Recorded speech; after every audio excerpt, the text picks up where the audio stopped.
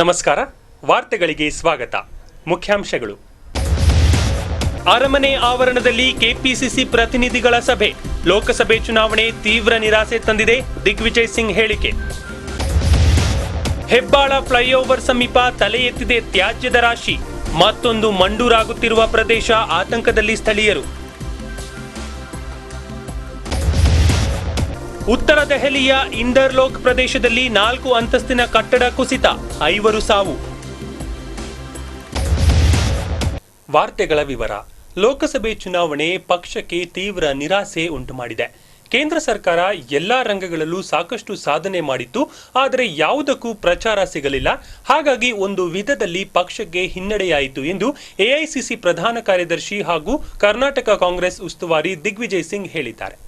KPCC ಪ್ರತಿನಿಧಿಗಳ ಸಭೆಯಲ್ಲಿ ಮುಖ್ಯಮಂತ್ರಿ ಸಿದ್ದರಾಮಯ್ಯ, ಕೆಪಿಸಿಸಿ ಅಧ್ಯಕ್ಷ ಡಾಕ್ಟರ್ ಜಿ ಪರಮೇಶ್ವರ್, ಕೇಂದ್ರದ ಮಾಜಿ ಸಚಿವರಾದ ಆಸ್ಕರ್ ಫರ್ನಾಂಡಿಸ್, ಮಲ್ಲಿಕಾರ್ಜುನ ಖರ್ಗೆ, ಮಾಜಿ ಸಂಸದ ಜನಾರ್ದನ ಪೂಜಾರಿ, ರಾಷ್ಟ್ರೀಯ ಮುಖಂಡ ಸೆಲ್ವಕುಮಾರ್ ಸೇರಿದಂತೆ ರಾಜ್ಯದ ಅನೇಕ ಸಚಿವರು, ಶಾಸಕರು, ಸಂಸದರು, ಕಾಂಗ್ರೆಸ್ ಮುಖಂಡರು, ಸದಸ್ಯರು ಪಾಲ್ಗೊಂಡಿದ್ದರು.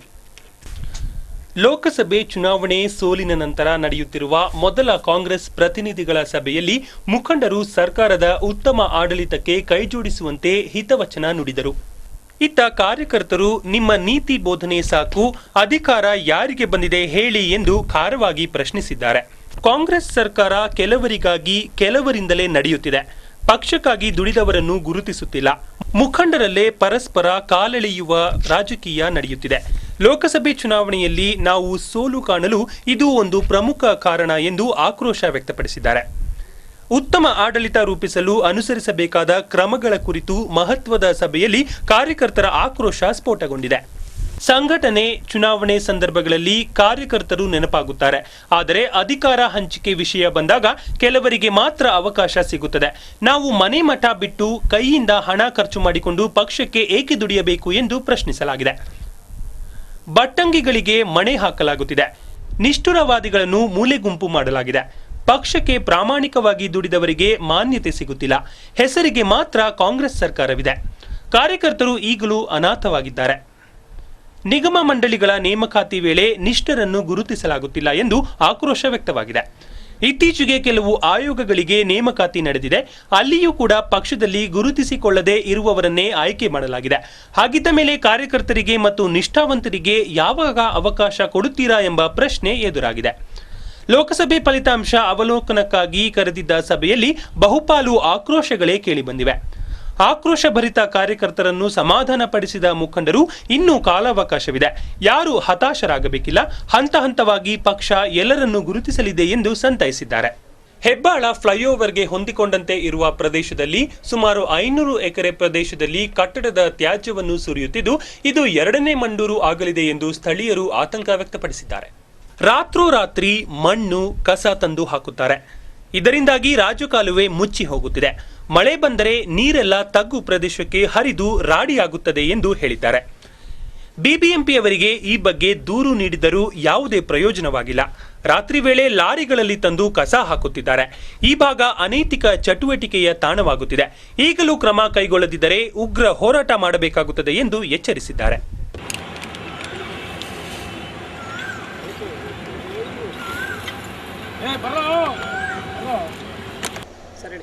ಈಗ ಬೆಂಗಳೂರು ಬಂದು ಗಾರ್ಬೇಜ್ ಸಿಟಿ ಆಗೋಗಿದೆ. ಯಾಕೆ ಅಂದರೆ ಇವತ್ತು ಏನು ಬೆಂಗಳೂರು ಡೆವಲಪ್ ಆಗ್ತಾ ಇದೆ, ಜಾಸ್ತಿ ಈ ಹೊರಗಡೆ ಜನ ಎಲ್ಲ ಬಂದು ಇವತ್ತು ಕನ್ಸ್ಟ್ರಕ್ಷನ್ ಏನು ನಡೀತಾ ಇದೆ ಬೆಂಗಳೂರಲ್ಲಿ, ಏನೋ ವೇಸ್ಟೇಜು ಡಬ್ಬಿಸ್ ಎಲ್ಲ ತೊಗೊಂಬಂದು ಎಲ್ಲಿ ಜಾಗ ಸಿಕ್ಕರೆ ಅಲ್ಲೆಲ್ಲ ತಂದು ಹಾಕ್ತಾ ಇದ್ದಾರೆ. ಕಾರ್ಪೊರೇಷನ್ ಗೊಬ್ಬರದಿಂದ ಹಿಡಿದು ಏನು ಸಿಕ್ಕರೆ ಅದನ್ನೆಲ್ಲ ತೊಗೊಂಬಂದು ಡಬ್ಬಿಸ್ ತೊಗೊಂಬಂದು ಎಲ್ಲಿ ಜಾಗ ಸಿಕ್ಕರೆ ಅಲ್ಲೆಲ್ಲ ಎಲ್ಲಿ ಖಾಲಿ ಇದೆ ಅಲ್ಲೆಲ್ಲ ತಂದೆಲ್ಲ ಹಾಕಿ ಎಲ್ಲ ತುಂಬುತ್ತಾ ಇದ್ದಾರೆ. ಈ ಕಡೆ ಪಕ್ಕದಲ್ಲಿ ಇಂಟರ್ನ್ಯಾಷನಲ್ ಏರ್ಪೋರ್ಟ್ ರೋಡ್ ಇದೆ, ಈ ಕಡೆ ಫ್ಲೈಓವರು ಬಿಡಿಯೋದು ಬ್ರಿಡ್ಜ್ ಇದೆ, ಆಮೇಲೆ ಜೀವ ಜಲ ಜಂತುಗಳು, BMTC ಡಿಪೋ, ಚರ್ಚು, ಈ ಕಡೆ ಪಕ್ಕದಲ್ಲಿ ರಿಂಗ್ ರೋಡ್ ಎಲ್ಲ ಇದೆ. ಎಲ್ಲಕ್ಕೂ ಪೊಲ್ಯೂಷನ್ನು, ಇವತ್ತೆಲ್ಲ ಪೊಲ್ಯೂಷನ್ ಆಗ್ತಾಯಿದೆ. ಪೊಲ್ಯೂಷನ್ ಬಿಡೋರು ಏನು ಮಾಡ್ತಾ ಇದ್ದಾರೆ, ಕಾರ್ಪೊರೇಷನ್ ಅವ್ರು ಏನು ಮಾಡ್ತಾ ಇದ್ದಾರೆ, BDO ಏನು ಮಾಡ್ತಾ ಇದ್ದಾರೆ ಅಂತ ಗೊತ್ತಿಲ್ಲ. ಎಲ್ಲ ಅಧಿಕಾರಿಗಳು ಶಾಮೀಲಾಗಿದ್ದಾರೆ. ಇದರಲ್ಲಿ ಶಾಮೀಲಾಗೊಂಡು ನೈಟ್ ಆ್ಯಂಡ್ ಡೇ ಕಾರ್ಪೊರೇಷನ್ ಗೊಬ್ಬರ ತೊಗೊಂಬಂದು ಇವತ್ತು ಆ ಮಂಡೂರಲ್ಲಿ ಏನು ಗಲಾಟೆ ಆಗಿದೆ ಅದನ್ನೆಲ್ಲ ಅಲ್ಲಿಂದ ತೊಗೊಂಬಂದು ನೈಟಲ್ಲೆಲ್ಲ ತೊಗೊಂಬಂದು ಇಲ್ಲಾಗ್ತಾ ಇದ್ದಾರೆ. ಇವತ್ತು ಸೆಕೆಂಡ್ ಹೆಬ್ಬಾಳ್ ಫ್ಲೈಓವರ್ ಪಕ್ಕದಲ್ಲಿ ಇವತ್ತು ಸೆಕೆಂಡ್ ಮಂಡೂರು ಆಗ್ತಾ ಇದೆ. ಇದನ್ನು ಹೇಳೋರು ಕೇಳೋರು ಯಾರಿಲ್ಲ. ಇದ್ರ ಬಗ್ಗೆ ಸಂಬಂಧಪಟ್ಟವ್ರು ಯಾರು ಅಧಿಕಾರಿಗಳು ಇರ್ಬೋದಿಲ್ಲ, ಈ ಏರಿಯಾ ಮಿನಿಸ್ಟ್ರಿ ಯಾರೇ ಇರ್ಬೋದು, ಅವರು ಸಂಬಂಧಪಟ್ಟವ್ರು ಇದ್ರ ಬಗ್ಗೆ ಎಚ್ಚೆತ್ತೆ ಇಲ್ಲೇನು ನಡೀತಾ ಇದೆ, ಈ ದಂಧೆ ನಡೀತಾ ಇದೆ ನಿಲ್ಲಿಸ್ಬೇಕಂತ ನಾವು ನಿಮ್ಮ ಪರವಾಗಿ ನಾವು ಕೇಳ್ಕೊಳ್ತಾ ಇದ್ದೀವಿ ಸರ್. ಅಕ್ರಮ ಚಟುವಟಿಕೆ ನಡೀತಾ ಇದೆ ಸರ್. ಸರ್ ಇಲ್ಲಿ ದಿನ 100 ಗಾಡಿ ಬಂದು ಹೋಗ್ತಾ ಇದೆ ಸರ್. 100 ಒಂದು 10 ಒಂದು 500-600 ಗಾಡಿ daily night and day load ಬಂದು ತಗೊಂಬಂದು ಹಾಕ್ತಾ ಇದ್ದಾರೆ. ಇಲ್ಲಿ ಯಾರು ಹೇಳೋರಿಲ್ಲ ಕೇಳೋರಿಲ್ಲ. ಇಲ್ಲಿ ನೀರಿಗೆಲ್ಲ ಪ್ರಾಬ್ಲಮ್ ಆಗಿದೆ. ಆಮೇಲೆ ಚಾನಲ್ ಇದಿದೆ ಏನು ರಾಜಕಾಲುವೆ ಇದೆ. ರಾಜಕಾಲುವೆ ಕೂಡ ಇವತ್ತೆಲ್ಲ ತುಂಬಿ ಮುಚ್ಚೋಗ್ತಾ ಇದೆ. ಮಳೆ ಬಂದಾಗೆಲ್ಲ ಮನೆಗಳಿಗೆ ಒಳಗಡೆಗೆಲ್ಲ ನೀರು ಎಕ್ತಾ ಇದೆ. ಯಾರು ಹೇಳೋರು ಕೇಳೋರು ಯಾರೂ ಇಲ್ಲ ಇಲ್ಲಿ. ಈ ಥರ ಇದೆ. ದಯವಿಟ್ಟು ಇದ್ರ ಬಗ್ಗೆ ಯಾರು ಸಂಬಂಧಪಟ್ಟವರು ಎಚ್ಚೆತ್ಕೊಂಡು ಇದೆಲ್ಲ ನಿಲ್ಲಿಸ್ಬೇಕಂತ ನಾವು ಕೇಳ್ಕೊಳ್ತಾ ಇದ್ದೀವಿ ಸರ್. ಉತ್ತರ ದೆಹಲಿಯ ಇಂದ್ರಲೋಕ್ ಪ್ರದೇಶದಲ್ಲಿ ಹಳೆಯ 4 ಅಂತಸ್ತಿನ ಕಟ್ಟಡವೊಂದು ಕುಸಿದು ಬಿದ್ದು 5 ಮೃತಪಟ್ಟಿದ್ದಾರೆ. ಅವಶೇಷಗಳಡಿ ಸಿಲುಕಿದ್ದ 12 ಮಂದಿ ಗಾಯಾಳುಗಳನ್ನು ರಕ್ಷಿಸಲಾಗಿದ್ದು, ಇನ್ನು 6 ಜನ ಕಟ್ಟಡದಡಿ ಸಿಲುಕಿರಬಹುದೆಂದು ಶಂಕಿಸಲಾಗಿದೆ. ಎಲ್ಲಾ 12 ಮಂದಿ ಗಾಯಾಳುಗಳನ್ನು ವಿವಿಧ ಆಸ್ಪತ್ರೆಗಳಿಗೆ ಸಾಗಿಸಲಾಗಿದ್ದು, ಕೆಲವರ ಸ್ಥಿತಿ ಗಂಭೀರವಾಗಿದೆ. ಅವಶೇಷಗಳಡಿ ಸಿಲುಕಿ 3 ಸ್ಥಳದಲ್ಲೇ ಸಾವನ್ನಪ್ಪಿದ್ದರೆ ಇನ್ನಿಬ್ಬರು ಆಸ್ಪತ್ರೆಯಲ್ಲಿ ಸಾವನ್ನಪ್ಪಿದ್ದಾರೆ. ಸುಮಾರು 50 ವರ್ಷಗಳಷ್ಟು ಹಳೆಯದಾದ 4 ಅಂತಸ್ತಿನ ಕಟ್ಟಡ ಶನಿವಾರ ಬೆಳಗ್ಗೆ 9 ಗಂಟೆ ವೇಳೆಯಲ್ಲಿ ಕುಸಿದು ಧರೆಗುರುಳಿತು. ಈ ಕಟ್ಟಡದಲ್ಲಿ ಬಹಳ ದಿನಗಳಿಂದ ಹಲವು ಕುಟುಂಬಗಳು ವಾಸವಾಗಿದ್ದವು. ಹಾಗಾಗಿ ಕುಸಿದು ಬಿದ್ದಿರುವ ಅವಶೇಷಗಳಡಿಯಲ್ಲಿ ಇನ್ನೂ ಹಲವರು ಸಿಲುಕಿರುವ ಸಾಧ್ಯತೆ ಇದ್ದು, ಸಾವಿನ ಸಂಖ್ಯೆ ಹೆಚ್ಚಬಹುದು ಎಂದು ಪೊಲೀಸರು ಆತಂಕ ವ್ಯಕ್ತಪಡಿಸಿದ್ದಾರೆ. ಇಂದ್ರಲೋಕ್ ಪ್ರದೇಶದ ತುಳಸಿ ನಗರದ ಅತ್ಯಂತ ಇಕ್ಕಟ್ಟಾದ ಜಾಗದಲ್ಲಿ ಈ ಕಟ್ಟಡವಿದ್ದು, ರಕ್ಷಣಾ ಕಾರ್ಯಕ್ಕೆ ಅಡ್ಡಿಯಾಗುತ್ತಿದೆ. ಇದೇ ಕಟ್ಟಡದ ಪಕ್ಕದಲ್ಲಿ ನೂತನ ಕಟ್ಟಡವೊಂದನ್ನು ನಿರ್ಮಿಸಲಾಗುತ್ತಿದ್ದು, ಈ ಕಾಮಗಾರಿಯ ಪರಿಣಾಮವಾಗಿಯೇ ಹಳೆಯ ಕಟ್ಟಡ ಕುಸಿದಿರಬಹುದು ಎಂದು ಶಂಕಿಸಲಾಗಿದೆ. ಕಳೆದ 1 ವರ್ಷದ ಅವಧಿಯಲ್ಲಿ ರಾಜಧಾನಿ ದೆಹಲಿಯಲ್ಲಿ ಕಟ್ಟಡ ಕುಸಿತದ ಹಲವು ಪ್ರಕರಣಗಳು ನಡೆದಿದ್ದು, ಅನೇಕ ಅಮಾಯಕರು ಜೀವ ಕಳೆದುಕೊಂಡಿದ್ದಾರೆ. ಈ ಕಟ್ಟಡ ಕುಸಿತ ಪ್ರಕರಣಗಳ ಬಗ್ಗೆ ಸೂಕ್ತ ತನಿಖೆ ನಡೆಸಬೇಕು ಎಂಬುದು ದೆಹಲಿಯಲ್ಲಿ ಸಾರ್ವಜನಿಕರ ಒತ್ತಾಯವಾಗಿದೆ. ಕೆಂಪೇಗೌಡ ಜಯಂತಿಯನ್ನು ಬಿಬಿಎಂಪಿಯಲ್ಲಿ ಅದ್ದೂರಿಯಾಗಿ ಹಮ್ಮಿಕೊಳ್ಳಲಾಯಿತು. ವಿವಿಧ ಕ್ಷೇತ್ರಗಳಲ್ಲಿ ಸಾಧನೆ ಮಾಡಿದ 187 ಮಂದಿಯನ್ನು ಸಮಾರಂಭದಲ್ಲಿ ಸನ್ಮಾನಿಸಲಾಯಿತು. ಬಿಬಿಎಂಪಿಯಿಂದ ಶುಕ್ರವಾರ ಏರ್ಪಡಿಸಿದ್ದ ಕೆಂಪೇಗೌಡ ದಿನಾಚರಣೆ ಸಮಾರಂಭದಲ್ಲಿ ಪಾಲ್ಗೊಂಡು ಮುಖ್ಯಮಂತ್ರಿಗಳು ಮಾತನಾಡಿದರು. ರಾಜ್ಯದ ಹಣಕಾಸು ಮಂತ್ರಿಯಾಗಿ ನಾನು 8 ಸಲ ಬಜೆಟ್ ಮಂಡಿಸಿದ್ದೇನೆ. ಪ್ರತಿ ಸಲವೂ ನಿಗದಿಪಡಿಸಿದ ತೆರಿಗೆ ಸಂಗ್ರಹದ ಗುರಿ ತಲುಪಿದ್ದೇನೆ. ಕೆಲವೊಮ್ಮೆ 100ಕ್ಕಿಂತ ಅಧಿಕ ಸಾಧನೆಯನ್ನು ಮಾಡಿದ್ದೇನೆ. ಬಿಬಿಎಂಪಿಗೆ 4,000 ಕೋಟಿ ತೆರಿಗೆ ಸಂಗ್ರಹಿಸುವ ಸಾಮರ್ಥ್ಯವಿದ್ದರೂ ಹಾಕಿಕೊಂಡ ಗುರಿ ಬರೀ 2,500 ಕೋಟಿ. ಅದರಲ್ಲೂ ನೀವು ಬಿಬಿಎಂಪಿ ಆದಾಯದ ಮೂಲಗಳನ್ನು ವ್ಯವಸ್ಥಿತಗೊಳಿಸಿ ಹಣ ಹರಿದು ಬರುವಂತೆ ಮಾಡಿದರೆ ನನ್ನ ವರಮಾನದಲ್ಲೇ ಎಲ್ಲಾ ಕೆಲಸ ಮಾಡಿಕೊಳ್ಳಬಹುದು. ಆದರೆ ಕೆಟ್ಟ ಅಧಿಕಾರಿಗಳಿಂದ ಆದಾಯ ಸೋರಿ ಹೋಗುತ್ತಿದೆ ಎಂದು ಕಿಡಿಕಾರಿದರು. ಬಿಬಿಎಂಪಿಯಿಂದ ಶುಕ್ರವಾರ ಏರ್ಪಡಿಸಿದ್ದ ಕೆಂಪೇಗೌಡ ದಿನಾಚರಣೆ ಸಮಾರಂಭದಲ್ಲಿ ಪಾಲ್ಗೊಂಡು ಮುಖ್ಯಮಂತ್ರಿಗಳು ಮಾತನಾಡಿದರು. ರಾಜ್ಯದ ಹಣಕಾಸು ಮಂತ್ರಿಯಾಗಿ ನಾನು 8 ಸಲ ಬಜೆಟ್ ಮಂಡಿಸಿದ್ದೇನೆ. ಪ್ರತಿ ಸಲವೂ ನಿಗದಿಪಡಿಸಿದ ತೆರಿಗೆ ಸಂಗ್ರಹದ ಗುರಿ ತಲುಪಿದ್ದೇನೆ. ಕೆಲವೊಮ್ಮೆ 100ಕ್ಕಿಂತ ಅಧಿಕ ಸಾಧನೆಯನ್ನು ಮಾಡಿದ್ದೇನೆ. ಬಿಬಿಎಂಪಿಗೆ 4,000 ಕೋಟಿ ತೆರಿಗೆ ಸಂಗ್ರಹಿಸುವ ಸಾಮರ್ಥ್ಯವಿದ್ದರೂ ಹಾಕಿಕೊಂಡ ಗುರಿ ಬರೀ 2,500 ಕೋಟಿ. ಅದರಲ್ಲೂ ನೀವು ಸಂಗ್ರಹಿಸಿದ್ದು 1,200 ಕೋಟಿ. ಹೀಗಾದರೆ ಅಭಿವೃದ್ಧಿ ಕಾರ್ಯ ಹೇಗೆ ಸಾಧ್ಯ ಎಂದು ಕೇಳಿದರು. ಬಿಬಿಎಂಪಿ ಆದಾಯದ ಮೂಲಗಳನ್ನು ವ್ಯವಸ್ಥಿತಗೊಳಿಸಿ ಹಣ ಹರಿದು ಬರುವಂತೆ ಮಾಡಿದರೆ ತನ್ನ ವರಮಾನದಲ್ಲೇ ಎಲ್ಲಾ ಕೆಲಸ ಮಾಡಿಕೊಳ್ಳಬಹುದು. ಆದರೆ ಕೆಟ್ಟ ಅಧಿಕಾರಿಗಳಿಂದ ಆದಾಯ ಸೋರಿ ಹೋಗುತ್ತಿದೆ ಎಂದು ಕಿಡಿಕಾರಿದರು. ಬಿಬಿಎಂಪಿಯಲ್ಲಿ ಯದ್ವಾ ತದ್ವಾ ಬಜೆಟ್ ಮಂಡನೆ ಮಾಡುವ ಮೂಲಕ ಏನೇನೋ ಅಂಕಿ ಅಂಶ ಕೊಡಲಾಗಿದೆ. ಆದರೆ 25% ಸಾಧನೆ ಆಗುತ್ತಿಲ್ಲ. ಆದಾಯಕ್ಕೆ ತಕ್ಕಂತೆ ಬಜೆಟ್ ಮಂಡಿಸಿದರೆ ಯಾವ ಸಮಸ್ಯೆಯೂ ಆಗುವುದಿಲ್ಲ ಎಂದು ಕಿವಿಮಾತು ಹೇಳಿದರು. ಪ್ರತಿ ತಿಂಗಳ ಗುರಿ ನಿಗದಿ ಮಾಡಿ ಅದನ್ನು ಆಯಾ ತಿಂಗಳಲ್ಲೇ ಸಾಧಿಸಬೇಕು. ಮನೆ ಮನೆಗೆ ಭೇಟಿ ನೀಡಿ ಎಲ್ಲ ಆಸ್ತಿಗಳನ್ನು ತೆರಿಗೆ ವ್ಯಾಪ್ತಿಗೆ ತರಬೇಕು ಎಂದು ತಿಳಿಸಿದರು. ಕಸದ ಸಮಸ್ಯೆ ವಿಚಾರ ಜಾಗತಿಕ ಮಟ್ಟದವರೆಗೂ ಹೋಗಿದ್ದು, ಅಧಿಕಾರಿಗಳು ನಮ್ಮ ಮಾನ ಮರ್ಯಾದೆ ಹರಾಜು ಹಾಕಿದ್ದಾರೆ. ಮಂಡೂರಿಗೆ ಡಿಸೆಂಬರ್ 1 ಬಳಿಕ ಕಸ ಕಳಿಸಲ್ಲ ಎಂಬ ಮಾತು ಕೊಟ್ಟಿದ್ದೇವೆ. ಈ ಮಾತನ್ನು ಉಳಿಸುವ ಮೂಲಕ ಇದ್ದ ಅಲ್ಪ ಸ್ವಲ್ಪ ಮರ್ಯಾದೆಯನ್ನು ಉಳಿಸಿಕೊಳ್ಳಬೇಕು ಎಂದು ತಾಕೀತು ಮಾಡಿದರು. ಕೇಂದ್ರ ಸಚಿವ ಅನಂತ್ ಕುಮಾರ್ ಇಲ್ಲಿದ್ದಾರೆ. ಅವರು ಗೊಬ್ಬರದ ಸಚಿವರು. ಗೊಬ್ಬರವನ್ನು ತಯಾರು ಮಾಡಿ ಹಂಚಿಕೆ ಮಾಡುವುದೇ ಅವರ ಕೆಲಸ. ಕಸವನ್ನು ಗೊಬ್ಬರ ಮಾಡಲು ಮುಂದೆ ಬಂದಿದ್ದಾರೆ. ಅವರಿಗೆ ರಾಜ್ಯ ಸರ್ಕಾರದ ಎಲ್ಲಾ ಸಹಕಾರ ನೀಡಲಾಗುತ್ತದೆ. ಬೆಂಗಳೂರು ಜನ ಮತ ಹಾಕಿ ಗೆಲ್ಲಿಸಿದ ಋಣವು ಅವರ ಮೇಲಿದೆ ಎಂದು ಹೇಳಿದರು. ಕಸವನ್ನು ಮೂಲದಲ್ಲೇ ಪ್ರತ್ಯೇಕಗೊಳಿಸುವ ಕಾರ್ಯಕ್ಕೆ ಬಿಬಿಎಂಪಿ ಚಾಲನೆ ಮಾಡಬೇಕು ಎಂದು ಸೂಚನೆ ನೀಡಿದರು. ಕೇಂದ್ರ ಸಚಿವ ಅನಂತ್ ಕುಮಾರ್ ಕಸದಿಂದ ಗೊಬ್ಬರ ತಯಾರಿಸುವ ಯೋಜನೆ ಅನುಷ್ಠಾನಕ್ಕೆ ಕೇಂದ್ರ ಸಿದ್ಧವಿದೆ ಎಂದು ಭರವಸೆ ನೀಡಿದರು. ಸಚಿವರಾದ Ramalinga Reddy, Dinesh Gundu Rao, Roshan Baig, mayor BS Satyanarayana, BBMP ಆಯುಕ್ತ ಎಂ ಲಕ್ಷ್ಮೀನಾರಾಯಣ ಮತ್ತಿತರರು ಹಾಜರಿದ್ದರು. ಕೆಂಪೇಗೌಡ ಪ್ರಶಸ್ತಿ ಪುರಸ್ಕೃತರ ಸಂಖ್ಯೆ ಶುಕ್ರವಾರ 187ಕ್ಕೆ ಏರಿತು. ಮೇಯರ್ ಗುರುವಾರ ಪ್ರಕಟಿಸಿದ ಪಟ್ಟಿಯಲ್ಲಿ 136 ಜನರ ಹೆಸರಿತ್ತು. ಶುಕ್ರವಾರ ಬೆಳಗ್ಗೆ ಅದಕ್ಕೆ ಮತ್ತೆ 51 ಜನರ ಹೆಸರು ಸೇರ್ಪಡೆಯಾಯಿತು. ಪ್ರಶಸ್ತಿ ಮೊತ್ತವನ್ನು ತಲಾ 12,000 ನೀಡಲು ತೀರ್ಮಾನಿಸಲಾಗಿದ್ದು, ಪುರಸ್ಕೃತರಿಗೆ ಬಳಿಕ ಚೆಕ್ಗಳನ್ನು ನೀಡಲಾಗುವುದು ಎಂದು ಪ್ರಕಟಿಸಲಾಯಿತು. ಪ್ರಶಸ್ತಿ ಪುರಸ್ಕೃತರ ಪಟ್ಟಿ ಉದ್ದವಾಗಿದ್ದರಿಂದ ಕೆಲವರಿಗೆ ಸ್ಮರಣ ಫಲಕಗಳು ಕಡಿಮೆ ಬಿದ್ದವು. ನಂತರ ಕೊಡಲಾಗುವುದು ಎಂದು ಅಧಿಕಾರಿಗಳು ಹೇಳಿದರು. 16 ಬ್ಯಾಚ್ಗಳಲ್ಲಿ ಪ್ರಶಸ್ತಿ ಪ್ರದಾನ ಮಾಡಲಾಯಿತು.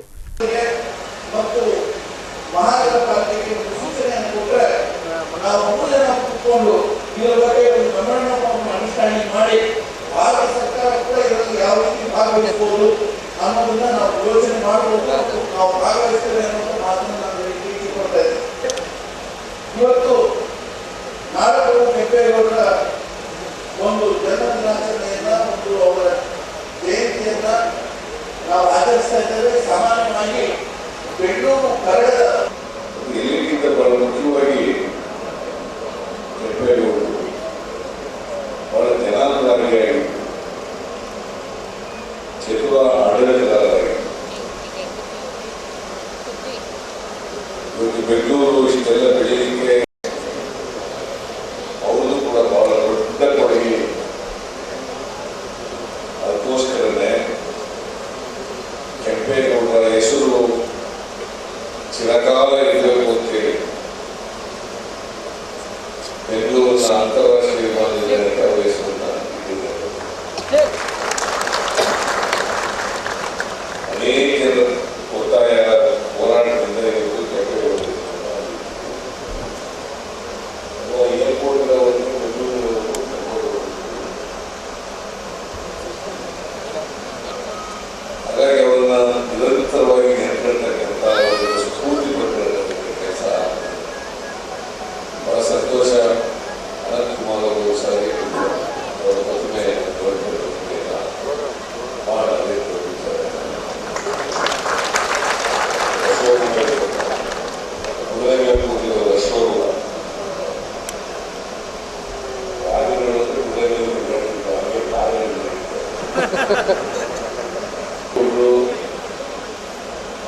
ಚಿರಕಾಲ ಬೆಂಗಳೂರು ಜನರ ಮನಸ್ಸಿನಲ್ಲಿ ಉಳಿತಾರೆ ಅಂತಕ್ಕಂಥ ಮಾತುಗಳನ್ನೇ ಸಂದರ್ಭದಲ್ಲಿ ಹೇಳಲಿಕ್ಕೆ ಅದಕ್ಕೆ ನಾವು ಈ ಚೆನ್ನೈ, ಕಲ್ಕತ್ತಾ, ಬಾಂಬೆ, ಮುಂಬೈ ಇವೆಲ್ಲ ಕೂಡ ಅದಕ್ಕಿಂತ ಪ್ರಾಚೀನವಾದದ್ದು ಬೆಂಗಳೂರು.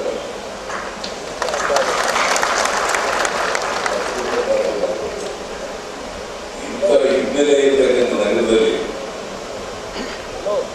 ಇವತ್ತು IT, BT ಕ್ಯಾಪಿಟಲ್ ಅಂತ ಕರೀತೀವಿ. ಬೆಂಗಳೂರು ನಗರಕ್ಕೆ ಅಂತಾರಾಷ್ಟ್ರೀಯ ಖ್ಯಾತಿ ಇದೆ. ಅಂತ ನಗರ ಉದ್ಯಾನ ನಗರಿ ಅಂತ ಕರೀತೀವಿ, ಗಾರ್ಡನ್ ಸಿಟಿ. ಜನ ನಮ್ಮನ್ನ ಏನಂತ ಆಡಳಿತ ಶುರು ಮಾಡಿದ್ದಾರೆ, ಗಾರ್ಡನ್ ಸಿಟಿ ಹೋಗಿ ಆರ್ಡರ್ ಸಿಟಿ ನಾವೆಲ್ಲರೂ ಕೂಡ ಇದನ್ನ ಗಂಭೀರವಾಗಿ ಕರೆಯುತ್ತಾರೆ. ಅದೆಲ್ಲ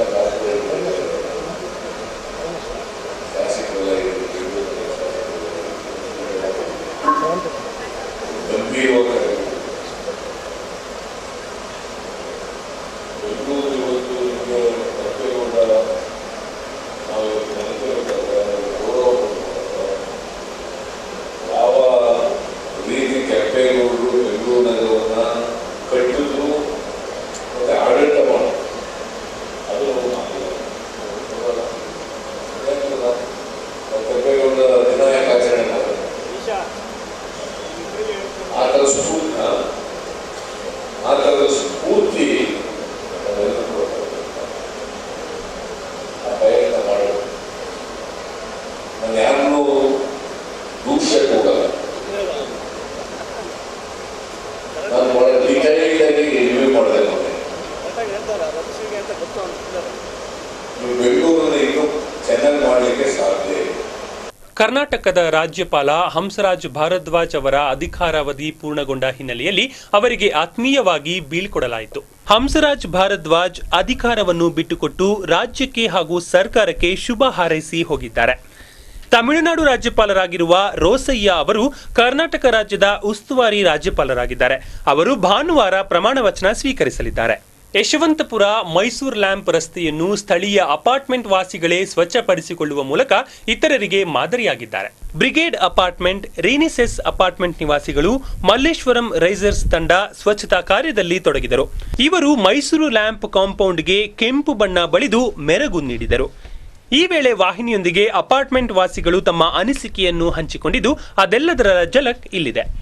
ಮುಕ್ಕಾಲು ಜನ ಇಲ್ಲಿಂದ ಮಲ್ಲೇಶ್ವರಮಿಂದ ಬಂದಿರೋದು, ಬ್ರಿಗೇಡು, ರಿನೈಸೆನ್ಸ್ ಪಾರ್ಕು, ಕೆಲವರು ತುಂಬ ದೂರದಿಂದನೂ ಬಂದಿದ್ದಾರೆ.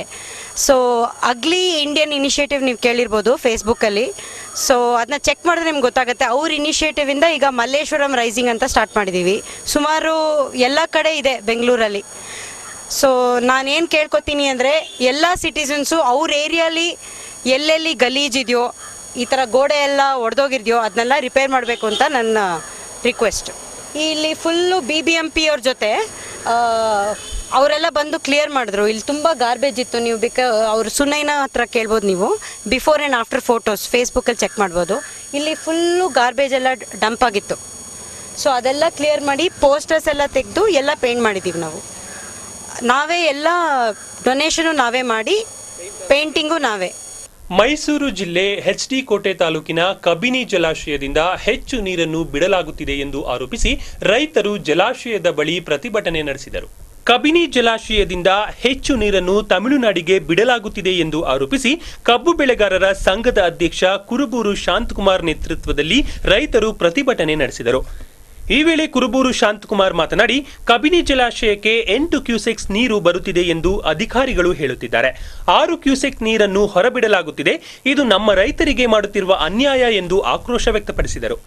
ತಕ್ಷಣವೇ ಜಲಾಶಯದಿಂದ ನೀರು ಬಿಡುವುದನ್ನು ನಿಲ್ಲಿಸದಿದ್ದರೆ ಸೋಮವಾರ ನೀರಾವರಿ ಇಲಾಖೆಗೆ ಬೀಗ ಹಾಕಿ ಪ್ರತಿಭಟಿಸುತ್ತೇವೆ, ಕೆಲಸ ನಿರ್ವಹಿಸಲು ಬಿಡುವುದಿಲ್ಲ ಎಂದು ಎಚ್ಚರಿಸಿದ್ದಾರೆ. ಆದರೆ ವಿನಾಕಾರಣ ಜಲಾಶಯಕ್ಕೆ 6,000 ಕ್ಯೂಸೆಸ್ ನೀರು ಬರ್ತಾ ಇದ್ರೆ 8,000 ಕ್ಯೂಸೆಸ್ ಹೊರಗಡೆ ಬಿಡ್ತಾ ಇದ್ದಾರೆ. ಇದು ಈ ಭಾಗದ ರೈತರಿಗೆ ಮಾಡಿದಂಥ ಮೋಸ. ಖಂಡಿತವಾಗ್ಲೂ ಈ ಭಾಗದ ರೈತರನ್ನ ಸಮಾಧಿ ಮಾಡಲಿಕ್ಕೆ ಹೊಟ್ಟಿರ್ತಕ್ಕಂಥ ಸರ್ಕಾರದ ವಿರುದ್ಧ ನಾವು ಹೋರಾಟ ಮಾಡ್ತಾ ಇದ್ದೀವಿ. ತತ್ಕ್ಷಣವೇ ಇವತ್ತು ಸಂಜೆ ಒಳಗಡೆ ಜಲಾಶಯದಿಂದ ಬಿಡ್ತಕ್ಕಂಥ ನೀರನ್ನು ಬಿಡಿದು ನಿಲ್ಲಿಸ್ತಾ ಇದ್ರೆ ನಾವು ಉಗ್ರ ಹೋರಾಟ ಮಾಡಬೇಕಾಗ್ತದೆ. ಸೋಮವಾರ ನೀರಾವರಿ ಇಲಾಖೆಯ ಯಾವುದೇ ಕಚೇರಿಗಳು ಕೂಡ ಕೆಲಸ ಮಾಡಲಿಕ್ಕೆ ಬಿಡೋದಿಲ್ಲ ಅನ್ನುವಂಥ ಎಚ್ಚರಿಕೆಯನ್ನು ಕೊಡ್ತಾ ಇದ್ದೀವಿ. ಉದ್ಯೋಗ ಮತ್ತು ತರಬೇತಿ ನಿರ್ದೇಶನಾಲಯದ ವತಿಯಿಂದ ವಿದ್ಯುತ್ ಕೌಶಲ್ಯ ಹಾಗೂ ನಿರ್ವಹಣಾ ಕೇಂದ್ರದ ಉದ್ಘಾಟನಾ ಸಮಾರಂಭ ಹಮ್ಮಿಕೊಳ್ಳಲಾಗಿತ್ತು. ಕೇಂದ್ರ ರಸಾಯನ ಗೊಬ್ಬರ ಸಚಿವ ಅನಂತಕುಮಾರ್, ಸಚಿವರಾದ ರಾಮಲಿಂಗಾರೆಡ್ಡಿ, ಪರಮೇಶ್ವರ್ ನಾಯಕ್, ಫ್ರಾನ್ಸ್ ಶಿಕ್ಷಣ ಸಚಿವಾಲಯದ Chandrika Kasali, France embassy council general Eric Levert, BBMP ಸದಸ್ಯ ಉದಯ್ ಕುಮಾರ್ ಮತ್ತಿತರರು ಪಾಲ್ಗೊಂಡಿದ್ದರು. ನಗರದ MS ರಾಮಯ್ಯ ಆಸ್ಪತ್ರೆಯಲ್ಲಿ ಬಾಯಿ ಕ್ಯಾನ್ಸರ್ ಕುರಿತು ಕಾರ್ಯಾಗಾರ ಹಮ್ಮಿಕೊಳ್ಳಲಾಯಿತು. ಕಾರ್ಯಾಗಾರಕ್ಕೂ ಮುನ್ನ ಕಬ್ಬನ್ ಪಾರ್ಕ್ನಿಂದ MS ರಾಮಯ್ಯ ಆಸ್ಪತ್ರೆವರೆಗೆ ಹ್ಯಾರ್ಲಿ ಆಡಿಸನ್ ಬೈಕ್ನಲ್ಲಿ ರ್ಯಾಲಿ ಹಮ್ಮಿಕೊಂಡು ಬಾಯಿ ಕ್ಯಾನ್ಸರ್ ಕುರಿತು ಅರಿವು ಮೂಡಿಸಲಾಯಿತು. ಈ ವೇಳೆ ದಂತ ವಿಜ್ಞಾನ ಕಾಲೇಜಿನ ಡಾಕ್ಟರ್ ಶ್ರೀನಿವಾಸಮೂರ್ತಿ ಮಾತನಾಡಿ, ಕಳೆದ 5 ವರ್ಷಗಳಲ್ಲಿ 10,000 ಮಕ್ಕಳಿಗೆ ದಂತ ಸುರಕ್ಷತಾ ಯೋಜನೆಯಡಿ ಉಚಿತ ತಪಾಸಣೆ ಮಾಡಿದ್ದೇವೆ ಎಂದರು. ದೇವನಹಳ್ಳಿ ತಾಲೂಕಿನ 3,000 ಮಕ್ಕಳಿಗೆ ಚಿಕಿತ್ಸೆ ನೀಡಲಾಗಿದೆ ಎಂದು ತಿಳಿಸಿದರು. ಈ ವೇಳೆ ಡಾಕ್ಟರ್ ಪುಷ್ಪಾಂಜಲಿ, ಡಾಕ್ಟರ್ ಇಂದ್ರೇಶ್ ಮತ್ತಿತರರು ಹಾಜರಿದ್ದರು. On regular basis, more than 10,000 children have been attended for the past 5 years with the government schools and other things.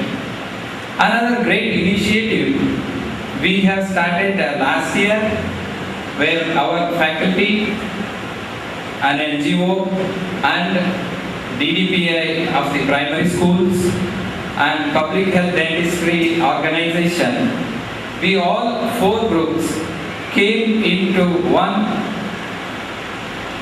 main activity called Danta Suraksha for the school children.